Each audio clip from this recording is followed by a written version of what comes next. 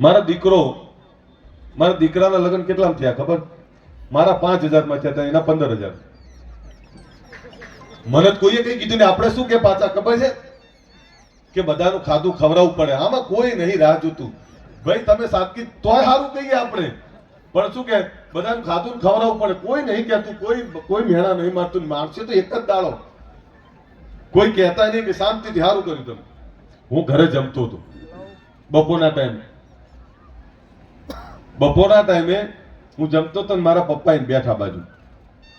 એટલે મને કે લગ્ન કરી લીધા. મેં તું કોણે કર્યા? એટલે મને કે આપણા ઉત્સવ હે. મેં કીધું મને જ બોલાવો તો. એની સગાઈ કરેલી છે અને એ પાભર કે ડીસાના જ છે, ધાનેરાના છે. એટલે સગાઈ કરેલી હતી અમારી દીકરીની.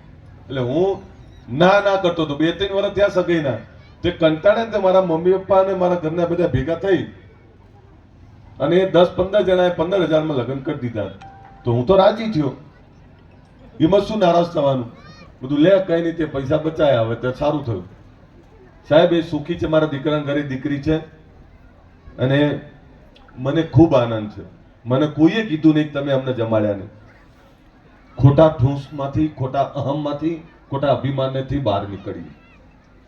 અભિમાન છે ને મારી નાખશે આપણાને. અભિમાન આપણાને ઓગાળી દેશે. તમે જેટલું અભિમાન કરશો ને એટલા દુઃખી થશો.